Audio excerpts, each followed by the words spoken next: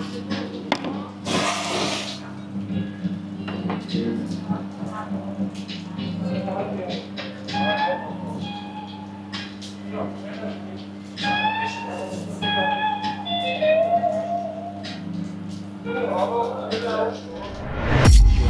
بریم. بذار من اینا رو یه نگاه کنم. من میخونم برات. چی؟ اگه مردی جلو احمد کوری بخون.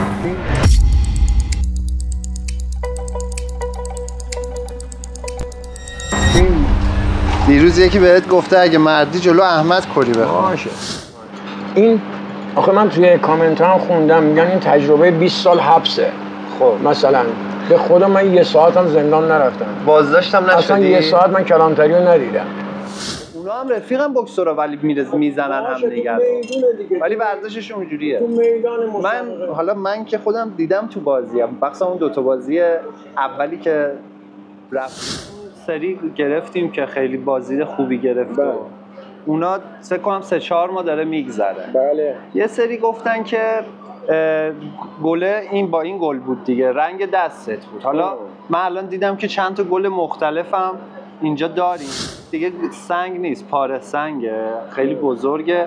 با اینم برامون میخوای بازی کار کنیم که ذهن گول بخوره، بعد یه کاری بکنیم دیگه. آقا سعید مگه من از فضا اومدم؟ منم یه آدمم دیگه.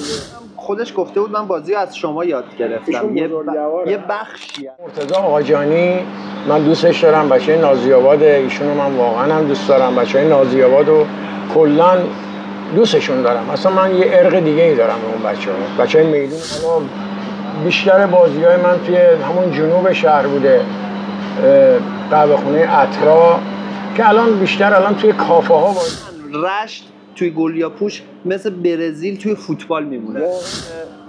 جنوب بندر عباس بود. اون اتفاق هم تسلیت میگیم به همه مردم ایران. امیدواریم که ما رو توی این غم شریک بدونن و بتونیم این روزا رو خیلی کمتر ببینیم، این اتفاقا رو نبینیم. خیلی خوش اومدی همون فرد. زنده باش سعید جان. قربونت برم. فدات بشم. ببین اول میخوای این رو بگی، این آقا یه چیز رو از این شروع کنی، قبل از اینجا شروع کنی. مورد اول آقا ابوالفضل ثانی عزیزمون که حالا بارها گفته که منو دوست داره. خب منم این رابطه قلبیه، خب متقابلا منم شما رو دوست دارم. ببین آخرین داغ‌ترین کامنت اینه که اگه مردی جلو احمد کوری بخون. من از همینجا به احمد تیموری، نه به احمد تیموری، کسانی که توی عرصه و دایره بازی هنری گلیاپوش، بازی سرگرمی گلیاپوش که بازی میکنن، من واقعا به تک تکشون احترام میذارم. واقعا قلبی دوستش دارم. احمد تیموری، عمو حسن طلویی، عمو رجب عزیزم، آقا مسلم، آقا مهدی، تک تک عزیزا رو من دوست دارم. تو بازی هم کلکلتون رو ولی داری.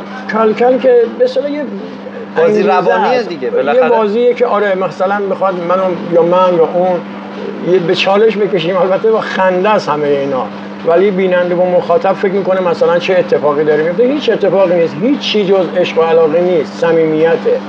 من دوستشون دارم، واقعا قلبا دوست دارم تک تکشون. قبل از شروع همه اینا من خدمتتون عرض کنم که به بزرگ گلیاپوش جناب آقای حسن آقا، به معروف به حسن طلا و حسن بلوطی، خدا رحمتش کنه، آقای خدا رحمت کنه مرحوم علی اسکندر که تازگی از دنیا رفته، خدا بیامرزه، خدا رحمت کنه، صالح عرب و خیلی های دیگه، شاه قیاس، ناصر خیاط، خیلی های دیگه که توی این مسیر خدا وکیلی اوستا بودن.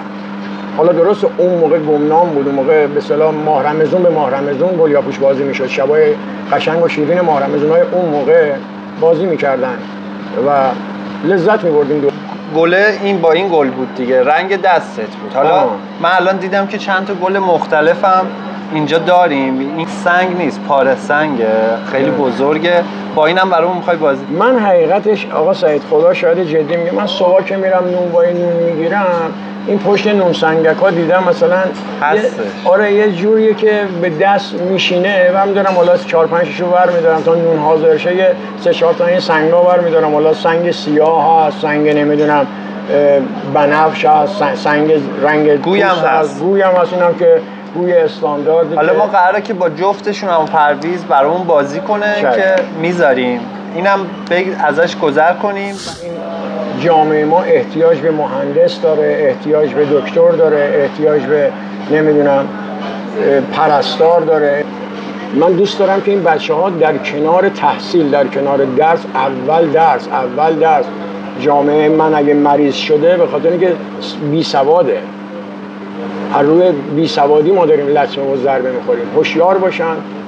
برنامه که گلیاپوش پخش شد، اولین تورنمنت گلیاپوشو همراه با عمو حسن را انداخت. 4 تا تورنمنت من برگزار کردم. توی تورنمنت‌های من خدا رو شکر اومدن شرکت کردم. بعد از اونجا هم انرژی گرفتم و اونایی هم که دوست داشتن رشد کردم. میگم عزیزایی که مثلا توی این فضای مجازی توی اینستا هستن کمتر من میبینم مثلا استوری میذارم، ولی محمود مرزبان داره میره تو تاکسیش، داره این اصلا تو تاکسیش میشینه یه بازی میکنه. اون بازیاش خیلی به نظر اصلا جذابه، خوبه. ولی اینو بگم اگه مثلا الگوی یک کسی میگیره اجازه از اون میگیره، مثل پوریا بچه تبریز. من میگم جزء کسایی که به نظر من ادب رو بهتر از همه رعایت. اصلا همه‌شون توی فضای مجازی کاش اسمشون رو می‌نوشتم، من تک تکشون رو دستشون رو ببوسم. مثلا یک بازی که آقای پوریا من یادمه، پوریا میهندوست، آره میهندوست بچه‌های تبریز، آقا آرش. یه بازی که آقای طاهر پناه که به این حالت که میکنه اصلا گل رد میکنه اومده بود اجرا کرده بود، اجازه گرفته بود از آقای طاهر. بله. من این فوق‌العاده است. بعضی اصلا میان دست تعریفش میبرم جعل میکنم میگن این بازی منه. نه آقا این بازی همه است. این بچه‌های تبریز که آقا پوریا میهندوست اسم تیمشون چی بود اونجا؟ یه دارن اصلا تو تبریز قراره تو تبریز یه دونه تورنمنت بزرگ بندازن. یه دونه بازی فینال رو فقط انداختم برای فرداش، یعنی کل تورنمنت رو اونجا جمع کردم. 2 تا تیمی که می اومدن فینال، بازی فینالش انداختیم برای فرداش که بازی فینالش هم توی کانال گذاشتم، شما هم دیدید. قرار بود فیلم برداری نشه، ولی من چون حیفم می اومد و اون موقع اون 6 تا پلیر اتفاقا خود محمودم بود، 6 تا پلیرم پلیرایی بودن که آماده بودن، ضبط کردیم. خدا رو شکرم خوب بود. اون بازی رو شما نگاه کنید، یه اتفاقی که میفته کارت استفاده نمیکنه، اما حسن میاد یه قانون میذاره میگه اگه کارت استفاده نکنید به جای 2 امتیاز، یعنی تک ضرب بگیرید بدون کارت، به جای 2 امتیاز 3 امتیاز. هر دو تیم انقدر آماده بودن، انقدر خوب بازی کردن که کارتو گذاشتن کنار. بعد بازی عین بسکتبال شده بود. توپ می اومد، گل می اومد اینور، گل می اومد اینور. یه بازی پایاپای خیلی هیجانی. اون بازی رو ببینید حتما. من اصلا دوست دارم مثلا این بازی که الان سه من تورنمنت ها میرم دیگه، واقعا دیدم زیاد از کارت استفاده نمیکنن، همه دنبال تک گلن.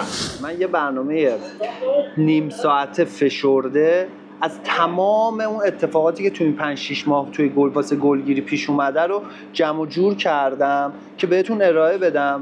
به امید خدا بعد از توی این گفتگو هم سعی می‌کنم اگه چیزی بود اضافه کنم بهش، بعد از این حتما اونو میذارم. ولی خودم اگه بخوام به شخصه بگم از کسایی که دارن گلگیری رو خوب یاد میدن، اگه میخواید به صورت اصولی یاد بگیرید، آقای خشایاره که نمیدونم میشناسی یا نه، از بچه‌های خیلی گل با ادب، ایران هم نیست. اگه میخواید مسیر گلگیریتون خوب بشه، رشد کنید، چون گلگیری چیزی نیست که آدم بگه تو 3 ماه کسی بیاد به قرصشو بده. خودم پرویزم چند بار اینو گفتم، تجربه است. پس اگه میخواید، من پیشنهادم اونه که اون خشایار تریکا و رفتارایی میگه که میتونید تو مسیر گلگیری قرار بگیرید، بعد یه مدت بگید که آقا من میتونم یه گلگیر خوب باشم، که همش هم اگه دقت کنید از بزرگای گلیاپوش مثل عمو پرویز و اینا مثال میزنه، برید حتما نگاه کنید. این از این جادوگر رو ما تمومش کنیم. واقعا اگه از دیدگاه من نمیخوام حالا اسم و شخصیت پردازی کنم، ببینید من یه بازی کردم با یه دوستی آقا صادق بچه رشته، یه تیمی هم واقعا فوق‌العاده نمیخوام اصلا تعریف کنم، تیم فوق‌العاده‌ای هستن. یه بازی آقا صادق با من کرد، من بغلش نشسته بودم، طوری این گل رو اصلا از این دریچه دست یه طوری رد می‌کرد، اصلا به نظر من لقب جادوگری رو باید بله. من ویدیوهای صادقم 2-3 تا گذاشتیم، یه دونه آسانه و حسه داره، یه دونه هم کامل. دنبال اینم یه سفر برم رشت، چون به نظر من رشت توی گلیاپوش مثل برزیل توی فوتبال میمونه. واقعا بی‌نظیر. یعنی انقدر استعداد داره، هم توی حرکت دست هم تو گلگیری. اصلا سنگ اندازیشون یه چیزای بی‌نظیر. آقا سعید من دیدم. نکته‌های مهم گلگیری که کمتر کسی بهش توجه میکنه همین بحث تک ضربگیریه. این رو احمد وقتی که پیشش بودم این جمله رو گفت، اینو یادتون باشه بچه‌ها. گفت سهیل تازه الان شروع کرده تو به پوش دادن. تو تورنمنت هم اگر دقت کنید شما تا آنالیز نکنید حریفتون رو درست نیست تک ضرب بگیرید، چون اگر نتونید به قول عمو پرویز گل رو بگیرید انقدر ممکنه ضعیف بشید، ناامید بشید، روحیه بیاد پایین که نتونید برگردید. خود عمو اصغر هم اگر دقت کنید اونم جزو گلگیرای خوبه، اول آنالیز میکنه، میگه باید آنالیز کنی، یعنی باید یه بار دو بار، اصلا عیبی نداره گلو نگرفتی دست بیاری خط بگیری خالی بازی کنه، آنالیز که کردی اونجا بتونی گلو تک ضرب بگیری. حتی اگر دیدید تیم پایین ضعیف نیاز دارید گلو بگیرید باید پوش بدید. پوش دادن خیلی کمک میکنه که شما گلگیر خوبی باشید اگه به موقع بدید. حالا این بحثشو بذاریم کنار. نکته‌ای دارید در مورد نکته که در رابطه گلگیرینم بگم که این بحث جمع بشه. ببینید من معتقدم و ایمان دارم به این صحبتم که دارم میگم. ببینید گلگیری به همونجور به فرمایشات شما، اولا که شخصی که در کنار گلگیر حرکت میکنه این باعث میشه که اعتماد به نفسش بیاد بالا. این یک در مرحله اول. در مرحله دوم گلگیری باید درون نهادینه بشه. اصلا این یه حسه آقا سعید، این یه تکنیکه، یه مهارته، باید نمیگم ذاتیه یا نمیدونم فلان، نه اصلا این لازمش اینه که تو باید اینقدر دیده باشی، اینقدر نمیدونم زده باشی که خطا رفته باشی که تا آخر سر بتونی دقیق بزنی. اون قلقگیری ها، اون چهره هایی که تو دیدی توی این روند، توی این مسیری که حرکت کردی، تعداد آدمایی که تو زندگی دیدی، بازیایی که کردی، سابقه گلگیری که تو داری، لقبی که بهت دادن، همه اینا هست. یعنی حرفم اینه که به قول معروف باید ریش سفید کرده باشی. نمیگم من هیچی نیستم. ویدیوهایی که ازت گرفتم ادیت شده.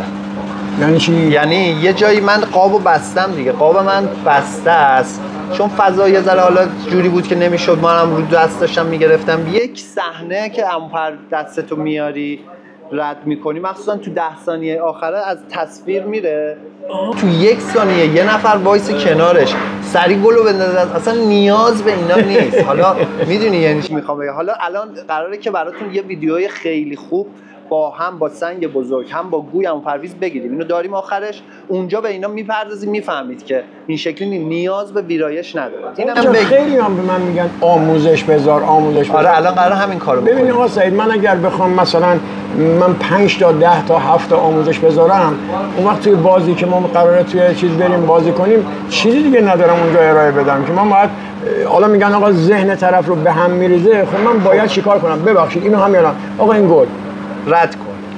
کدومه؟ خب همه میگید اینه دیگه. خب من باید چیکار کنم؟ خب بگید خب این کارو یه بچه 2 ساله هم بلده بکنه. من باید تو رو حرکت دست، بستر گول خوردن ذهن باید فراهم بشه توسط کسی که داره بازی میکنه. اگر این کارو نکنه که اصلا مهارت ما اینه که ذهن شما رو به هم بریزیم، وگرنه گلباز نیستیم ما که. اینم از این. موکلم که توضیح دادیم. موکل چیه؟ بلمون. اصلا تو به موکل و به اصلا به کوتاه هست. خب حسین طیبی گفته که برید عشق کنید، عمو پرویز رفیق بابامه. خدا خیرش بده. آقای طیبی رو فکر می‌کنم که بچه خزانه است. بله پسر ایشون، من با باباش رفیقم، با همه بچه‌های خزانه. بچه‌های خزانه که همشون هم داشمشیای تهران، همشون رو بخوام اسم ببرم خیلی. تا تموم شد. بچه‌ها اگه سوالی چیزی دارید توی زیر همین ویدیو سوالاتون رو بپرسید.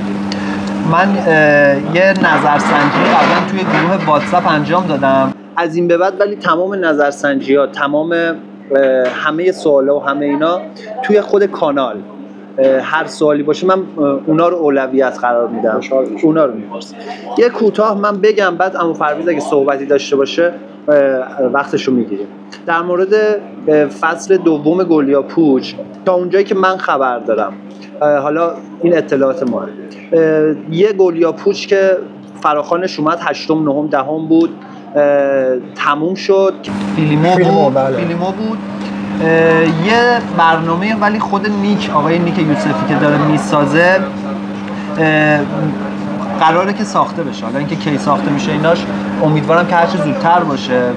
خدا رو شکر 2 تا برنامه گلیاپوچ امسال داریم که این میتونه خوب باشه، جذابه. اگر من سرمایه‌گذار و تهیه کننده بودم، اگه قرار بود مثلا انتخاب کنم که برنامه گلیاپوچ رو مثلا اسپانسر بشم، چشم بسته برنامه آقای نیک رو قبول می‌کردم. یعنی ما همگی منتظریم که ببینیم نیک جان قراره که چه اتفاقی رو رقم بزنه.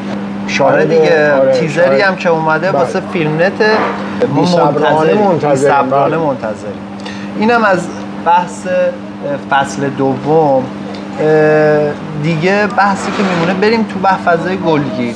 الان تو این 2-3 ماهه با خود بازی گلیاپوچ که به نظر من یه آپدیتی شده، پلیرها خیلی رو اکتا، روی تیریکا اینا بهتر شدن، مخصوصا حتی اونایی که حرفه‌ای نیستن به خاطر علاقه‌شون. این بچه‌هایی که توی تورنمنت، یعنی غرق در تورنمنت 3 نفره ان، اگر ما بیایم فرض مثال میگیم اگه بشه مثلا این 3 نفره بشه 6 نفره بشه 5 نفره، یقینا اونایی که تورنمنت 3 نفره دارن بازی میکنن اینا یه مقدار شاید کپ کنن، شاید یه ذره ترس درونشون بیاد، یعنی احساس خودکمبینی سراغشون بیاد، چون فقط مهارتشون تو 3-3.